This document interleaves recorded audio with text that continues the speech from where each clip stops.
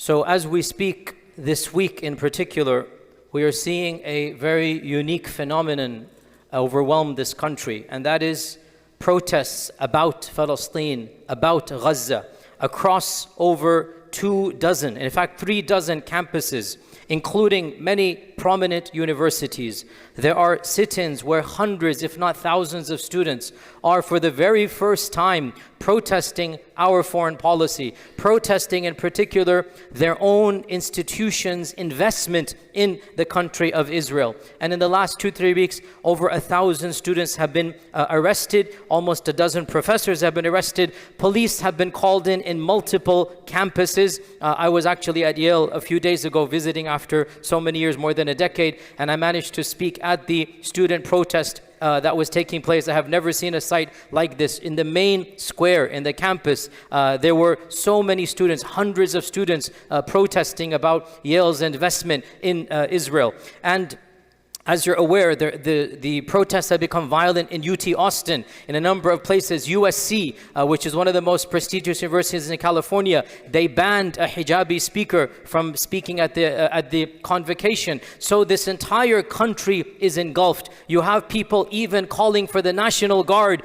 to be sent in against these students. Never before have we seen this public sentiment expressed in this manner. So today, inshallah ta'ala, as you know, I like to be relevant along with being classical. Today will be a very, very relevant discussion. Inshallah, 3 quick parts. Firstly, a brief history for our benefit of student activism and student protests and the impact that it's had in America. It is important before you speak about something, you understand it. It is important before you make a verdict, you see the past and the historical realities of what you're talking about. Secondly, a little bit of sharia, like what do we say about these types of protests? And then thirdly, a bit of advice for those that are participating in these protests. So we begin with a brief history.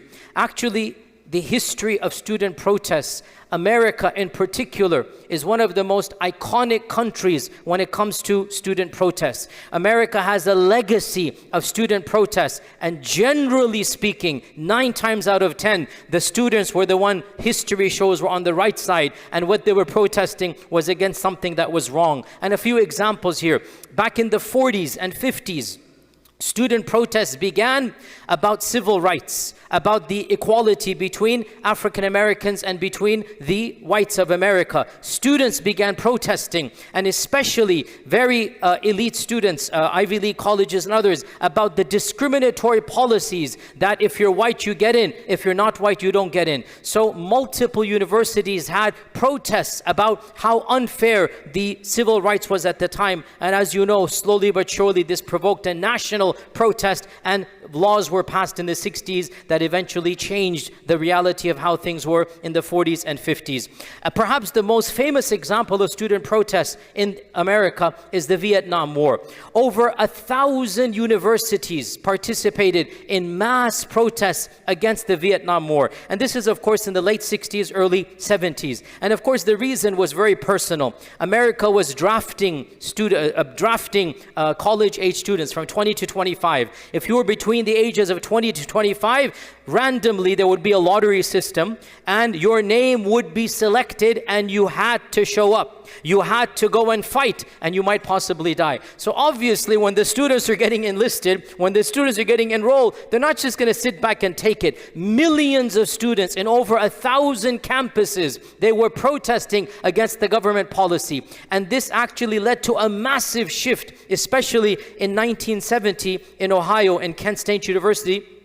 Thousands of students were protesting, and the president called in the National Guard. He called in the army to protect against slogans and against, protesters of the students. The National Guard was called in. What's going to happen when you have thousands of angry students and then you have trained riflemen, trained army? What's going to happen is common sense. Eventually altercations, and then punches, and then this and that, and eventually, as in every such protest around the world, they never learn from history. What's going to happen? The army opens fire against their own citizens. Multiple students were killed, dozens were wounded, noted, iconic pictures. Of course, most of us, I wasn't even born then, most of us don't know this, but those pictures that were taken, they won the Pulitzer Prize. It changed the entire narrative where students are lying dead on campus. Their own army has killed them because they're protesting against their own army's policies. So this was a shifting, an entire narrative change. And people say that it was the student protests that forced President Nixon to eventually announce in 2 years after this that, okay guys, we're sorry, we're leaving Vietnam and we're just gonna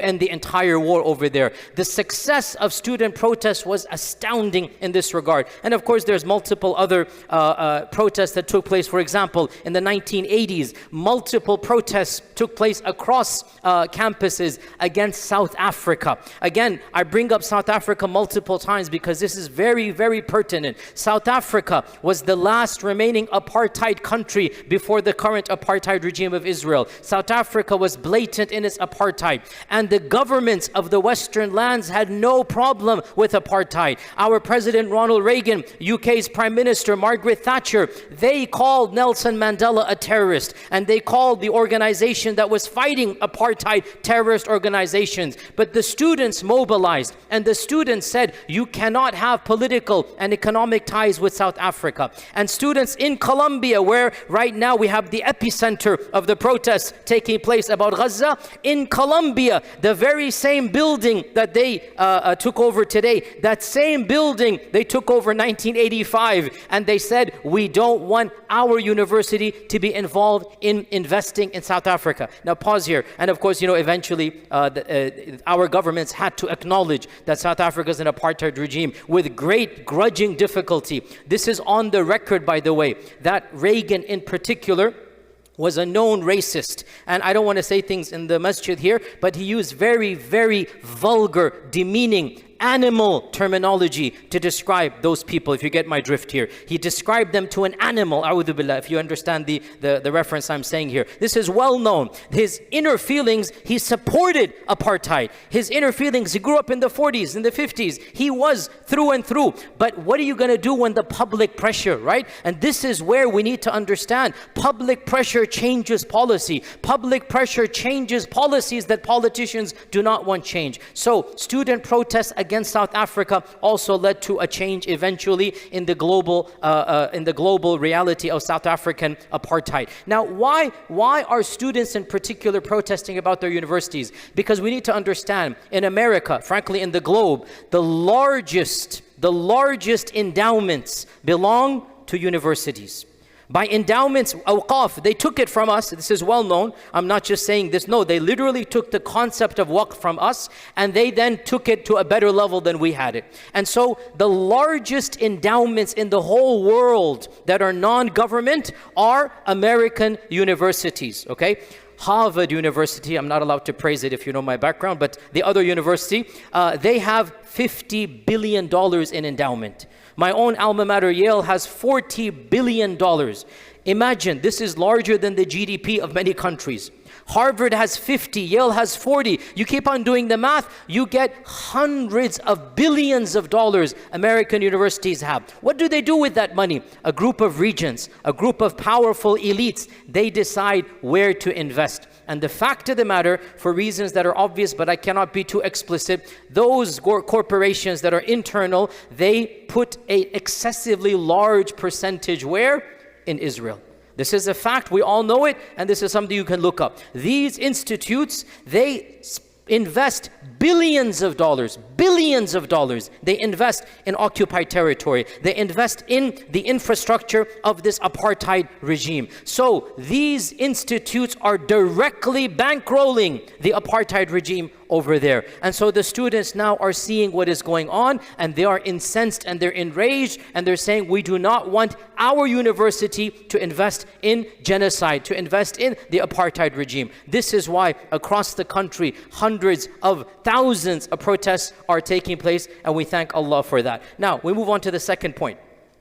What does Islam say? What is the Islamic verdict on participating in such activities? Now here again, we get to this very, very difficult, very awkward topic, and I try to avoid controversy as much as possible. Nonetheless, there's a genocide going on, and there are very big elephants in the room that need to be discussed. So I will be a little bit explicit, but factual. I'm not putting anybody down. I'm not making fun of anybody, astaghfirullah. I'm merely describing reality. The reality is, the verdict depends on which strand or which maslak or which firqa you belong to. This is the reality. So if you look up to, for example, Hassan al-Banna and Sayyid Qutb, the answer will be a certain. If you look to Maududi, the answer will be a certain way. If you look up to Zakaria Kandahlawi, you will get a certain answer. If you look up to the Akabir of Deoband, you find an answer. If you look up to Shaykh al-Albani, you find a certain answer. If you look up to the Sufi tariqas, you find a certain answer. Every strand, every maslak, they have a certain flavor about what they want to do. And we have a whole spectrum. We have in this those that are at the forefront, those that make these types of protests some of the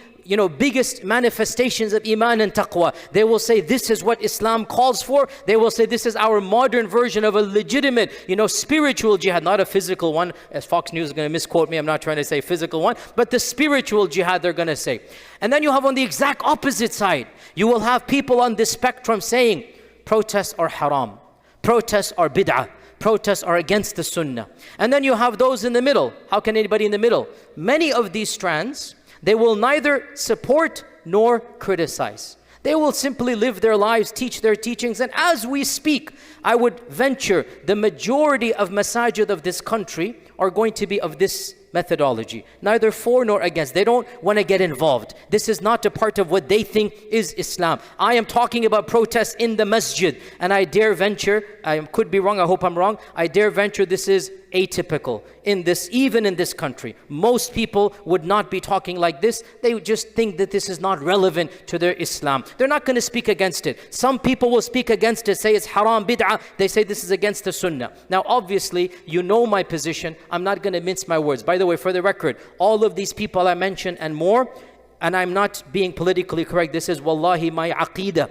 Every one of them, I believe, insha'Allah ta'ala, is a good mujaddid. I have no problem with any of them. I respect and admire all these mainstream movements, and I genuinely believe the good in all of their movements far outweighs the opposite. So I personally have no problem with any of these strands. And if you're happy with any of these and more, I didn't give an exhaustive list, but any mainstream, then good for you, alhamdulillah. I don't have a problem, and I say both loudly and clearly, whatever one of these ones you choose, Allah is not going to punish you for the finer details. If you really believe that protests are against the sunnah and you are living a pious life, well then, that's your ijtihad. This is not an issue of punishment. This is not an issue of astaghfirullah, haram or bid'ah. It's your position. Let other people hold their positions. And if you believe that this is the most important thing to do after you pray 5 times a day, that you want to protest, I also think this is a legitimate position to hold. I think all of this spectrum is a spectrum of permissibility. We shouldn't bring in haram. We shouldn't bring in bid'ah. It's something, your personal choice. Now, if you ask me my own interpretation, you know by now, you've listened to me enough and whatnot,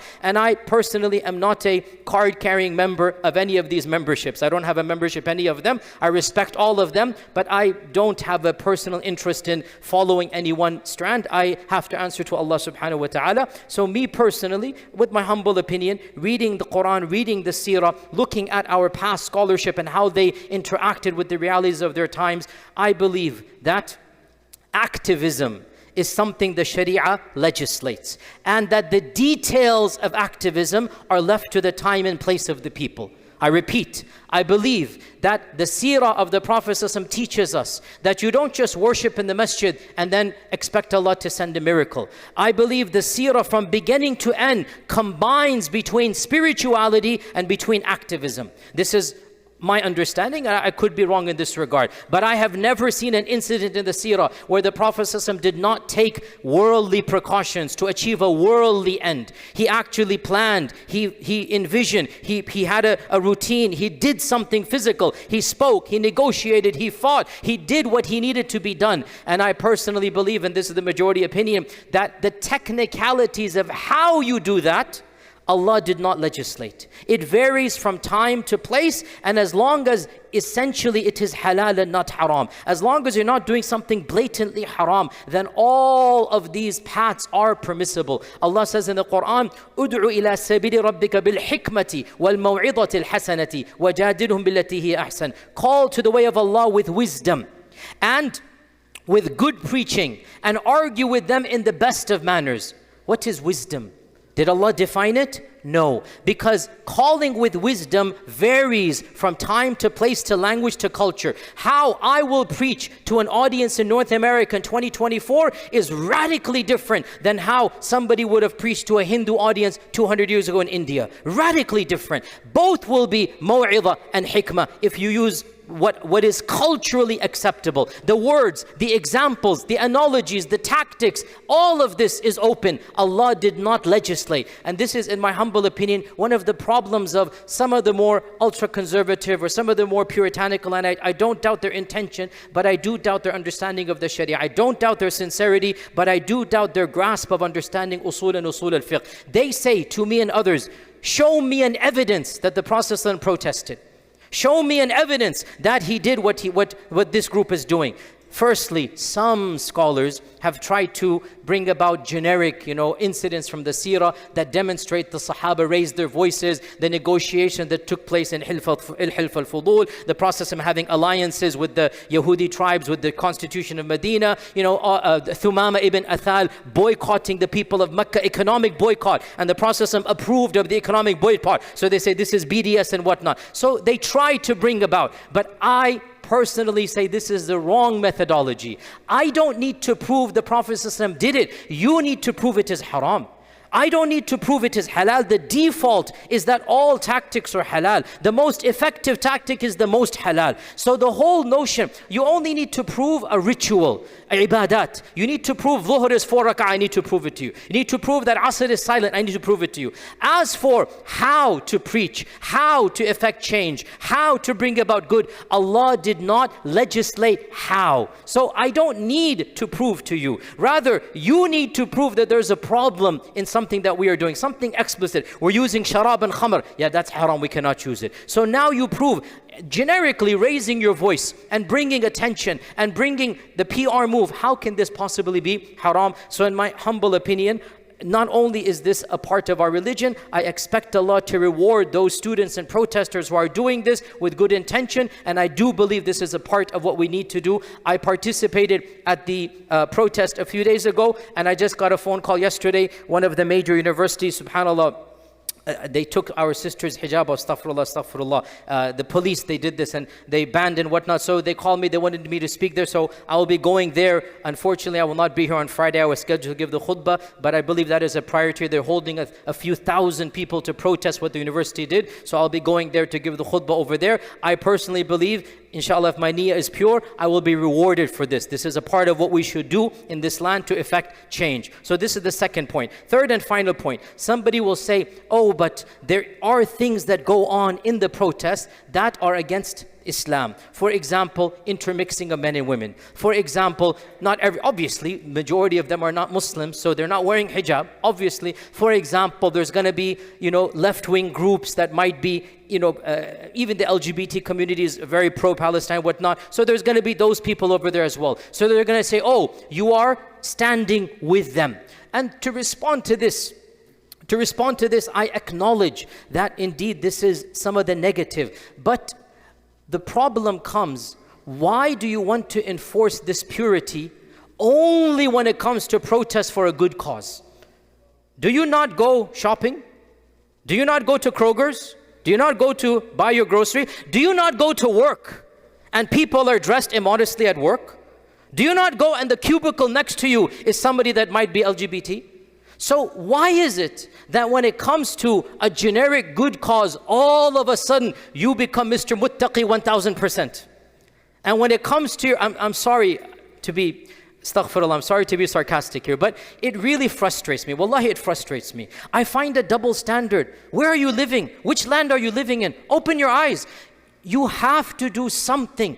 And in order to come together, you all come together to pay your taxes to this country to build the roads. You pay your taxes to generic healthcare, whatever it might be. And we're cooperating for some good of the deen, of the dunya. Can't we cooperate for some good of the people of Palestine and Gaza? I'm not endorsing batil. If somebody's there of another community, another faith community, LGBT, whatnot, I'm not endorsing, but the banner is Palestine. The banner is not their banner. The banner is Free Gaza. That's the banner. So we're coming together for a generic good. And you try your best to, in your own personal space, to observe Islamic morality. Whoever comes should try their best to, show what Islam is. And if you can give private da'wah, good for you. But in the end of the day, for you to be so nitpicky, so purist and puritanical over here, in my humble opinion, that type of obsession is a type of OCD, I'm being blunt here, that will hamper, that will prevent any good.